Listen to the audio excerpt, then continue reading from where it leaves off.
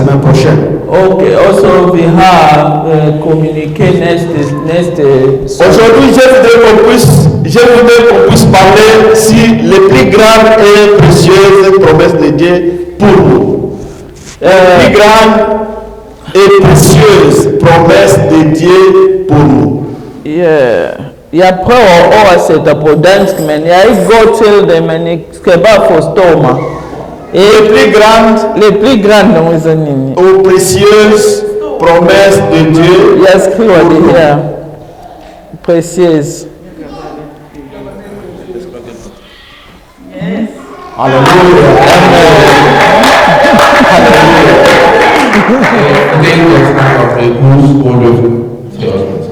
Je vais aller là pour que nous puissions.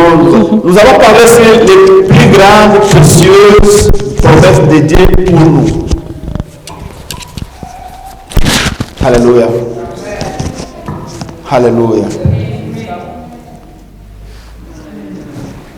Nous avons besoin de jeunes vraiment pour nous aider. Nous avons problème de la langue danoise. Voilà pourquoi nous voulons les jeunes vraiment qui puissent entrer dans l'église pour nous aider à traduire dans des langues que les autres peuvent.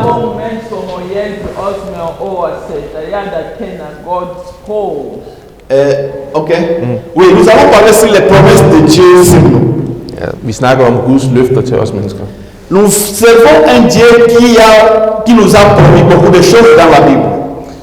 Vi har med en Gud at gøre, som har lovet os mange ting i Bibelen. Parce que Dieu, depuis la création de l'homme, c'est un Dieu qui promet toujours ses enfants pour des meilleures choses qui vont venir dans leur vie. Gud, som er skaberen, har lovet os, som er hans børn, mange ting, som kommer til at ske. Alors, pour commencer, nous allons lire directement dans 2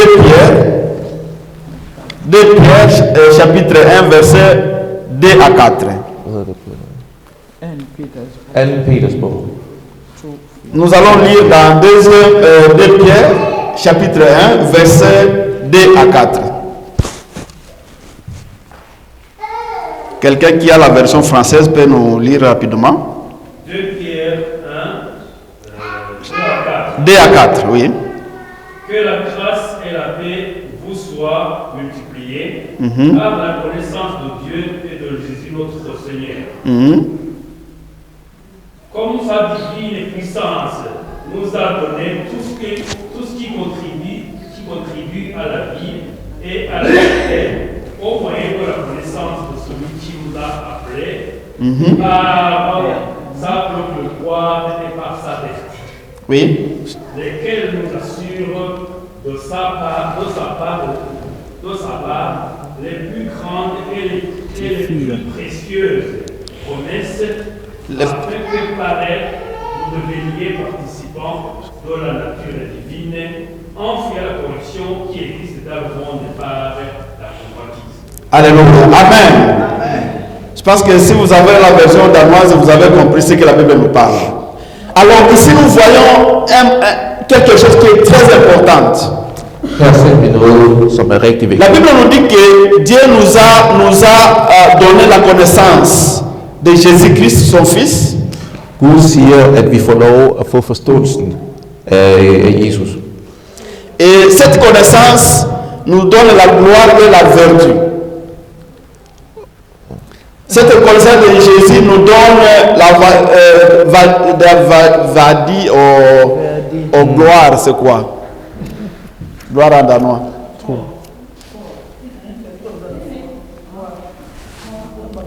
Il y a des choses que nous avons lues dans verset 4, dans verset 3. Dieu nous a donné la gloire et la vertu.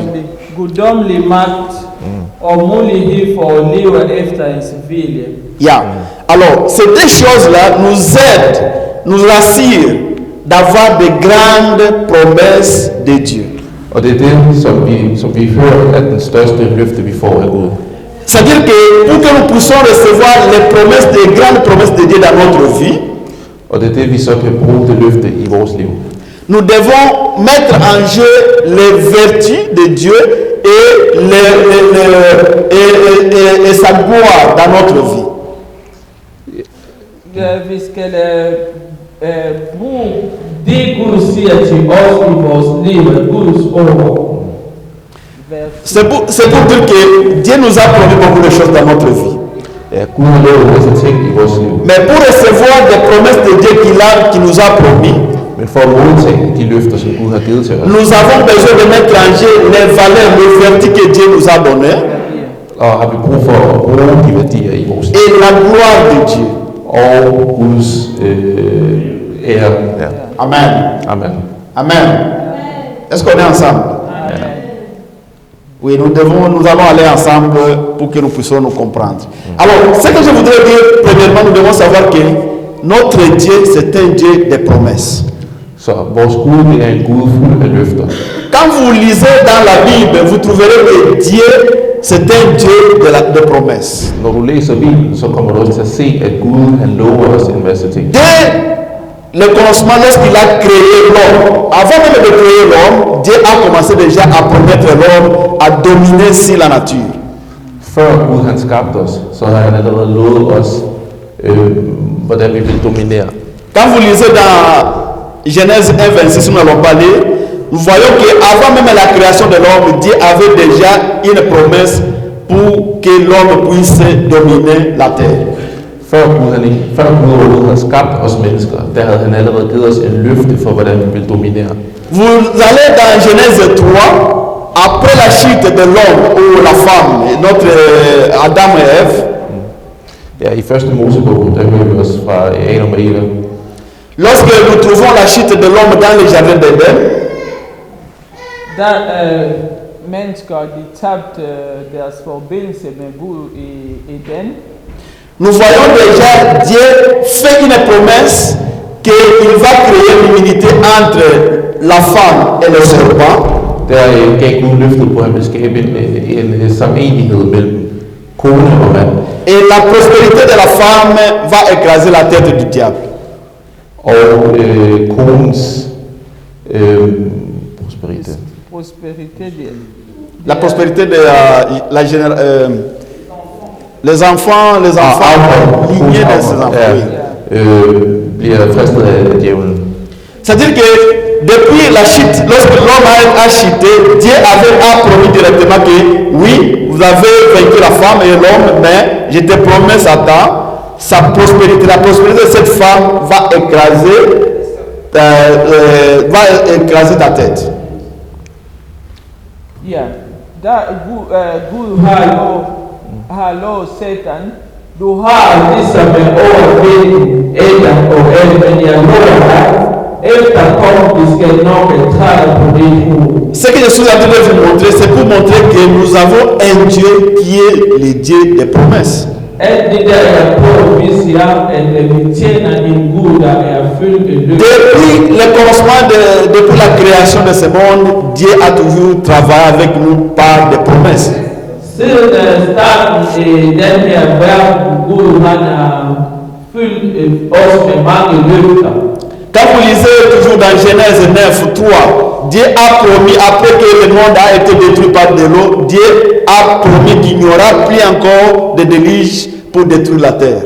Så hvis vi læser i Moses bog, siden Gud har ødelagt verden med vand oversvømmelse, så han har givet os igen løfter, at han aldrig gør det igen. Et il a donné l'arc-en-ciel comme signe de sa promesse qu'il n'y aura plus encore la destruction de la terre par de l'eau. Regnbue. Så han har givet os regnbue som ligesom Tegn.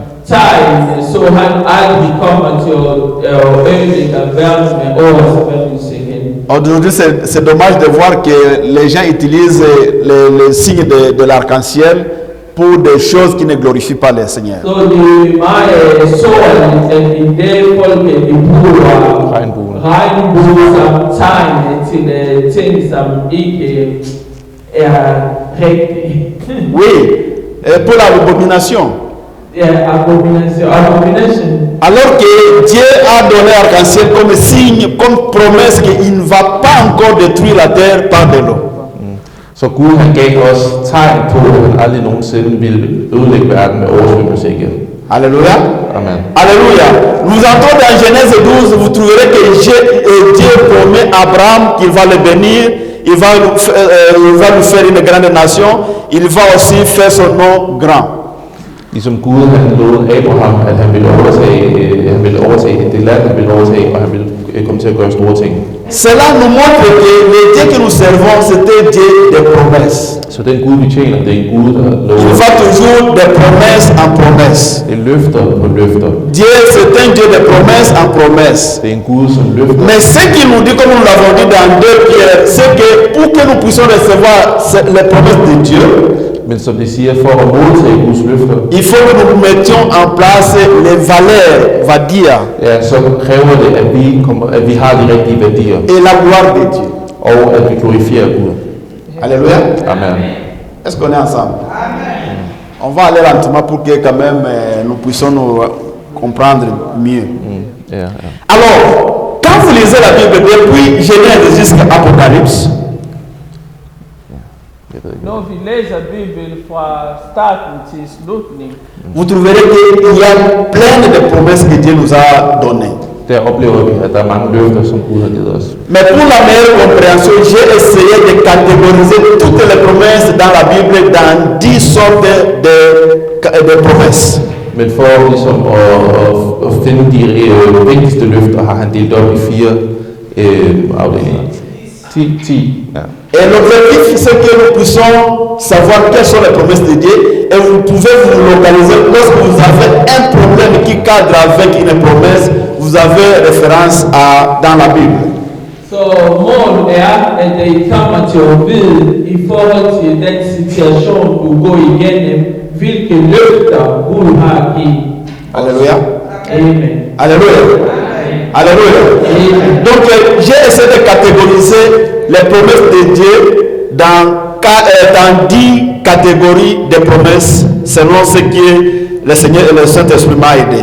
Så jeg har prøvet at dele det i 10 i forhold til de helgen har givet mig. Et nous aurons le temps, peut-être pas aujourd'hui, nous allons voir le temps d'essayer de voir les 10 catégories de promesses de Dieu dans la Bible. Vi bliver ikke færdige i dag, men med tiden så vi kommer til at lære de 10 forskellige løfter, som vi fortæller. La première catégorie de la promesse de Dieu que je vis dans la Bible, c'est que Dieu nous a promis un amour sans limite. Så den første ting er, Gud han har lovet os en kærlighed uden grænser. Et je voudrais vous dire que si vous manquez l'amour, vous devez savoir qu'il y a un Dieu qui vous aime sans limite. Jeg vil fortælle noget, hvis du mangler kærlighed, du skal bare vide, at du har en Gud, der elsker dig uden grænser. Peu importe que les amis, les frères, la famille ne veulent plus de toi, mais vous devez savoir que vous avez un Dieu qui vous a aimé sans limite. Lige meget om din kæreste, din familie, hvem som helst, vil ikke have dig, men du skal bare vide, at du har en Gud, der elsker dig uden grænser. Donc une des plus grandes et précieuses promesses que Dieu nous a promis, c'est l'amour sans limite. Den første og største løfte Gud har givet os, det er kærlighed uden grænser. La deuxième catégorie de promesses de Dieu sur notre vie, c'est aussi Dieu nous a promis de nous envoyer une aide. Så den anden ting Gud har lovet os at sende en hjælper. Chaque fois que Dieu travaille avec les gens, il y a toujours un Dieu qui promet toujours qu'il va envoyer une aide pour aider ses enfants. Gud han har lovet os en hjælper. Et la troisième catégorie, je vais citer toutes les 10 catégories, et puis je vais prendre 2 ou 3 pour terminer. Så jeg taler alle 10 og nu, og så vi vælger nogen, som vi skal Une des précieuses promesses de Dieu dans la Bible, c'est aussi que Dieu nous a promis de ne pas nous laisser seuls. Den tredje ting Gud har lovet os om at aldrig forlade os Il nous a promis de ne jamais nous abandonner. aldrig forlade os alene. Et je voudrais vous dire aujourd'hui, si vous avez ce feeling-là de vous sentir comme si vous êtes abandonné, je vais te dire que Dieu a une promesse pour toi. Jeg vil fortælle noget i det, hvis du føler dig forladt eller ensom, du skal bare vide, du har en Gud, der har lovet dig om aldrig forlade. Peu importe, tout le monde peut t'abandonner, mais vous devez savoir que nous avons un Dieu qui nous a promis qu'il ne nous abandonnera jamais.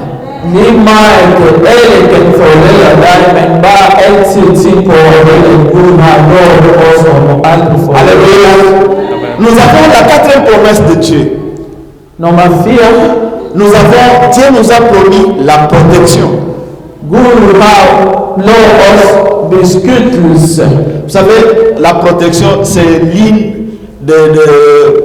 des choses que le gouvernement investit beaucoup dans beaucoup de pays. Si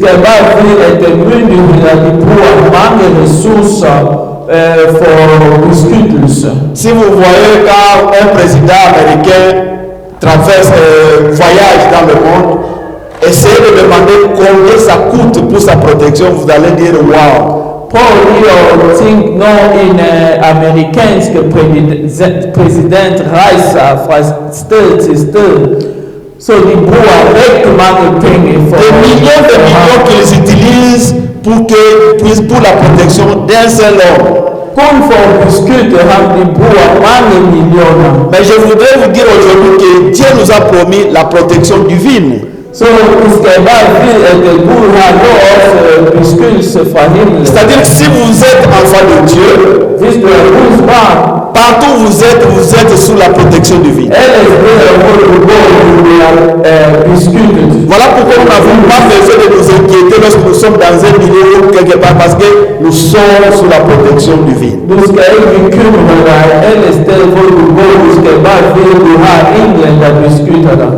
Merci beaucoup. Il y a toujours les anges qui sont là pour nous surveiller, là, tous les mouvements que nous sommes en train de faire. La cinquième promesse de Dieu sur notre vie, c'est que Dieu va nous donner le pouvoir et la force. Dieu nous a donné le pouvoir et la force.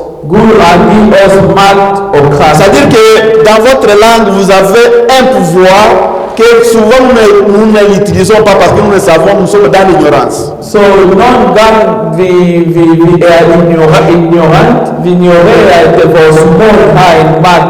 La Bible nous dit que la bénédiction et la condamnation et la malédiction se trouvent dans notre langue. Et Dieu nous dit que si nous lions quelque chose sur la terre, la chose sera aussi liée dans le ciel. Et lorsque nous délions quelque chose sur la terre, la chose aussi sera déliée dans le ciel.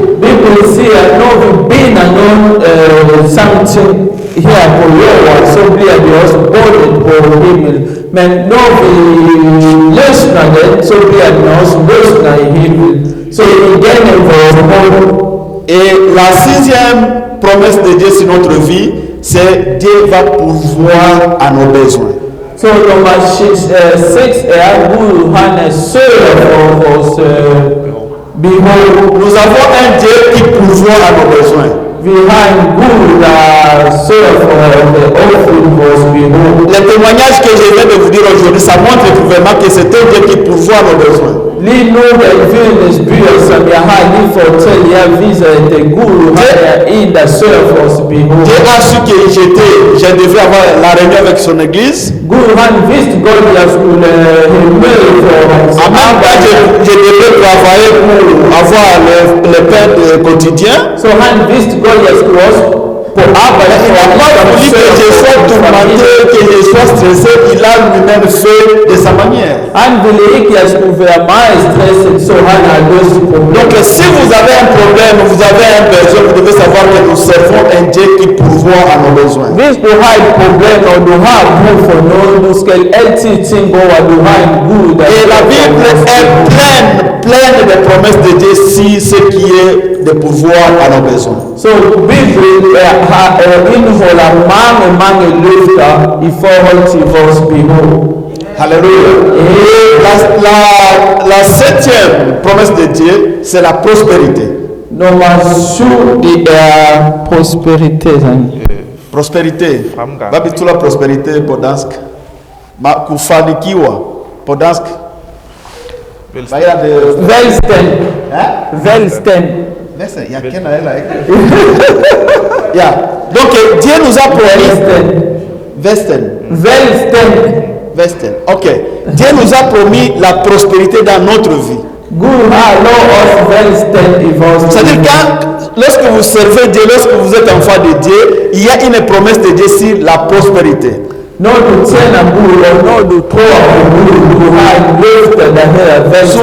Souvent, nous, enfants de Dieu, nous pensons que la prospérité, c'est pour les gens qui ne sont pas en Dieu. Non, nous avons aussi le droit d'avoir la prospérité dans le monde.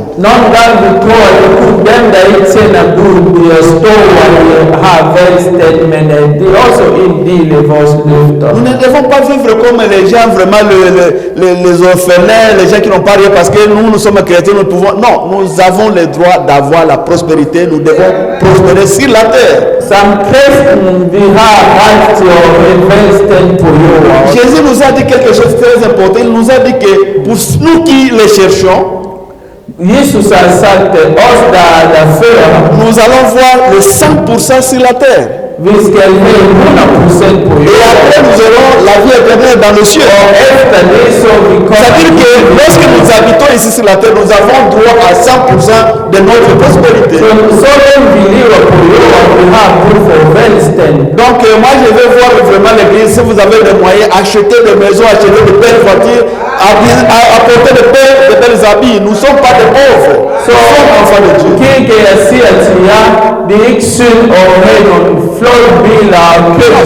On nous a enseigné à être comme ça, comme si on allait dit ça. Tous ceux qui se trouvent dans ce monde, c'est pour nous. Alléluia. Satan qui nous trompe avec il faut aller chez lui pour vous donner quelque chose. Il a volé ça de notre père Adam. Mais en réalité, c'est nous qui sommes les responsables de tous ceux qui se trouvent dans ce monde.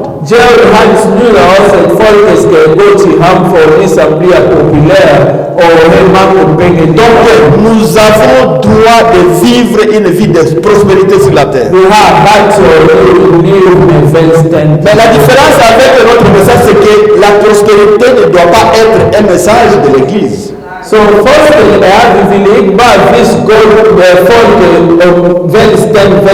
Parce que la prospérité, lorsque ça devient notre droit, ce n'est pas quelque chose que nous devons faire la campagne pour ça, mais c'est notre droit, nous devons l'avoir lorsque nous l'avons besoin.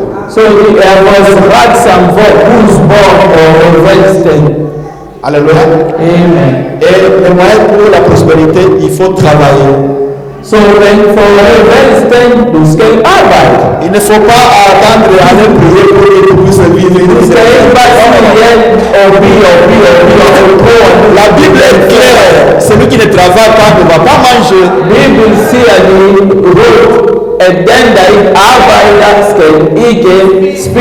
Si tu veux avoir la prospérité, il faut travailler pour la prospérité. Mais nous devons savoir que c'est parmi les précieuses promesses que Dieu nous a promis dans la vie.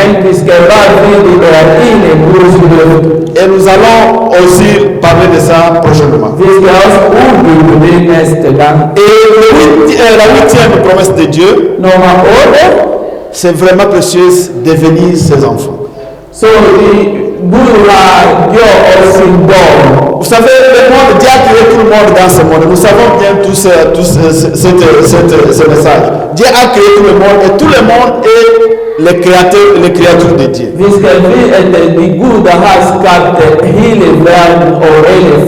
il y a la différence entre un enfant de Dieu et être une créature de Dieu. Alors, Dieu nous a promis, lorsque nous le suivons, nous le croyons à travers Jésus-Christ, non seulement nous sommes sa créature, nous devenons automatiquement ses enfants. Et les gens ne comprennent pas ce que signifie être un enfant de Dieu. Si Dieu t'adopte comme son enfant, c'est-à-dire que vous avez le droit comme un enfant de Dieu. C'est-à-dire que Dieu cesse d'être le Dieu, il devient ton père.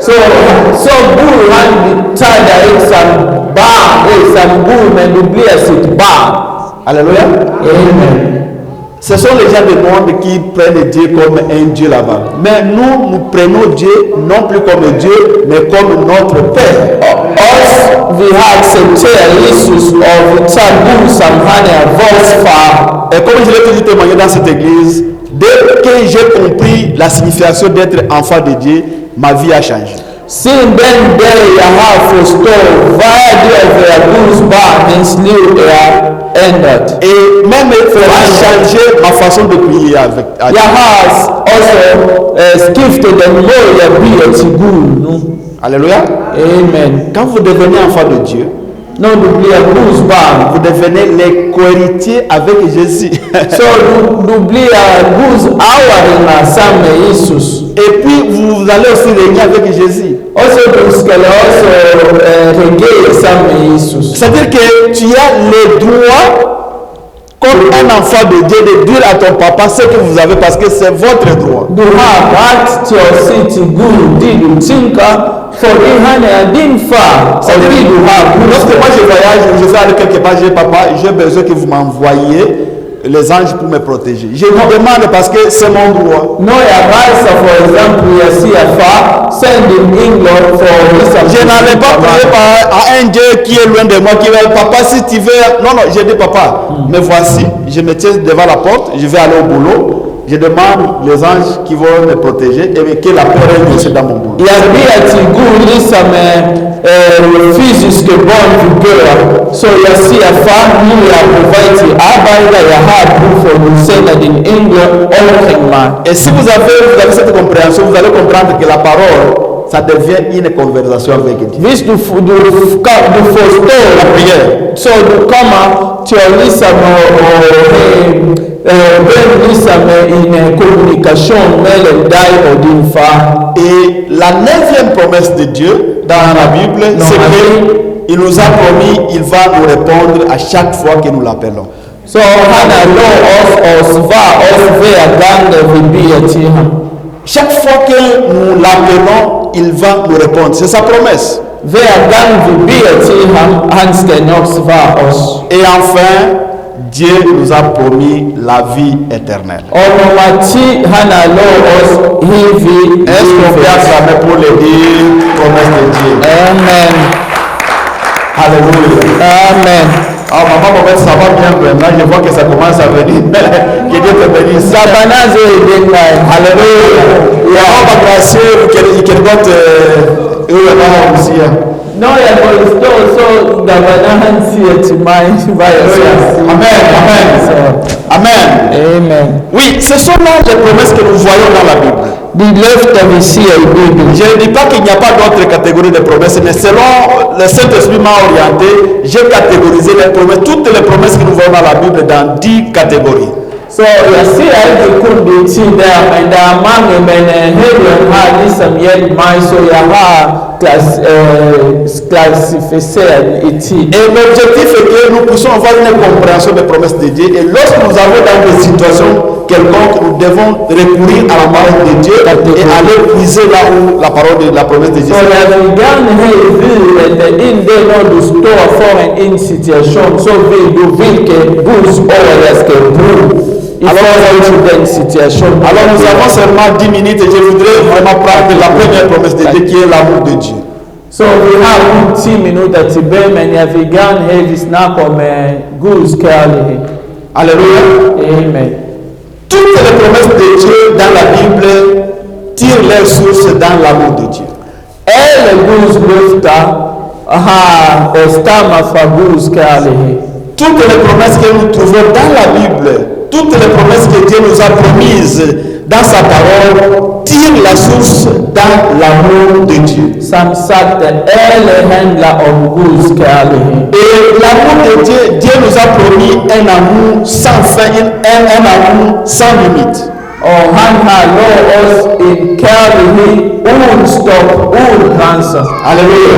Quand nous lisons par exemple dans Jean 3,16, När vi läser Johannes brev 3:16, la Bible nous dit que car Dieu a tant aimé le monde Gud har älskat världen, qu'il a donné son Fils unique har sänt sin afin ensam que l'homme croit en lui för alla dem ne där tror på honom. périsse point, De you go for time, puisse avoir la vie éternelle. so you come at your C'est-à-dire phone. que dans tout ce que nous voyons dans les promesses de Dieu, c'est que c'est Dieu le fait par son amour envers nous. Elle dit Gud lyfter vi hali nämnde, elle dit det Gud han gör det på många sin Si Dieu kärlek. veut nous protéger, c'est parce qu'il nous aime. Visst han vill beskytta oss Si från Dieu veut nous voir en enlever, c'est parce qu'il nous aime. visst han vill gärna ge oss vår Si Dieu veut que nous puissions prospérer dans notre vie, c'est parce qu'il nous aime.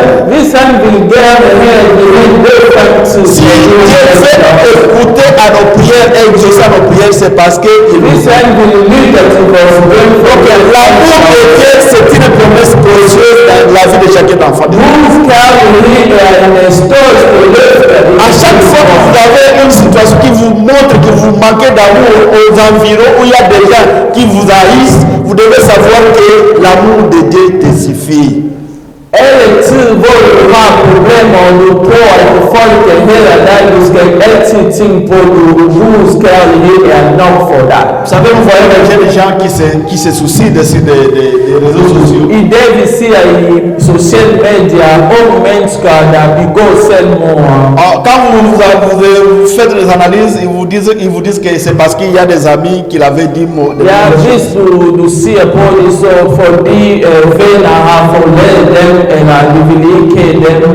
Il y a des couples, les gens se soucient parce que son mari l'a refusé à demander le divorce, il s'en va là-bas. Vi ser ægteskab, som en begår selvmord, fordi mand eller kvinde kun Parce que les gens sont dans la quête de chercher l'amour. fordi folk begår efter kærlighed. Mais je vous dis, le vrai amour, c'est en Dieu. Men jeg skal fortælle dig, at den ægte Aujourd'hui, la personne qui va te montrer qu'il t'aime aujourd'hui, en person, der viser dig en dag kærlighed, les mêmes mecs qui vont clapper pour toi pour dire qu'ils vous aiment, den samme person i morgen forlader ce dig. sont les mêmes mecs qui deviendront des lances qui vont encore te détruire. Den samme venner, der klapper for dig i dag, i morgen dem, der skal lige Ne vous fiez pas dans l'amour de ce monde. I skal ikke sætte jeres hjerter på kærlighed. C'est en Dieu. Den rigtige kærlighed Parce que Dieu, quand il nous aime à jamais. når Gud elsker os for Il ne cherche pas les défauts que vous avez parce que tu as fait ceci. Non, non, non. Il nous aime à jamais. Gud han kigger ikke fordi du er fejl, du har lavet fejl der eller der, nej, han elsker os for Quand nous lisons dans Romains 8, 37 à 39, par exemple, når vi læser i Romerbrevet 8, la Bible nous dit que 37, rien ne nous séparera de l'amour de Dieu. Bibelen siger, ingen skal elske os, Il dit rien ne nous séparera de l'amour de Dieu. intet kan elske os med Gud. C'est-à-dire que peu importe toutes les faiblesses que tu peux en avoir dans votre vie, Lige meget din svagheder, Dieu vous aime. Gud elsker dig. Dieu vous aime. Gud elsker Il dig. vous aime tel que vous êtes. Han elsker dig som du er. Dieu vous aime tel que vous êtes. Han elsker dig som du er. Mais les hommes cherchent des critères pour t'aimer. Men Gud han mennesker de finder Les hommes cherchent des critères pour vous aimer. mennesker finder kriterier Notre for Dieu, c'est Dieu d'amour. vores Gud er Il kærlighed. nous aime tel que nous sommes. Han elsker os Avec som nos vi er. faiblesses, Med vores avec nos comportements bizarres, avec notre manquement. med vores dårlige mål og liv. Dieu nous aime, mes frères et sœurs. Gud elsker os. Voilà pourquoi, si vous voulez chercher l'amour, il faut chercher l'amour en Jésus-Christ. Derfor hvis du vil søge kærlighed, så er det Jesus. Det er der du finder Quand vous kærlighed. fiez sur l'amour des humains dans ce monde, Hvis du kun tænker på je te garantis, mon frère et sœur, tu seras toujours déçu. du kommer altid til at få Gud Alléluia. og bliver skuffet. Ne vous fiez pas à l'amour des humains, parce que vous serez déçu chaque fois. Vi skal ikke sætte vores hjerter på folkets kærlighed. Mennesker er mennesker. Mais nous devons avoir l'amour de Dieu. Vi skal altid søge efter Guds kærlighed. Et nous devons aussi aimer Dieu parce qu'il nous a aimés aussi. Vi skal også elske Gud, fordi han har elsket Parce os. que Dieu aussi aime ce qu'il aime. Gud han elsker også dem, der elsker La ham. Bible me dit qu'il aime ce qu'il aime. Bibeln säger Gud älskar dem där Et älskar ceux qui dem. le cherchent les trouvera. Och dem där söker efter han finner han. Alors, celui qui nous a aimé le premier, Det är han där älskar oss mais först. nous devons aussi l'aimer en retour. Så det tror att vi ska älska han. Alléluia. Alléluia.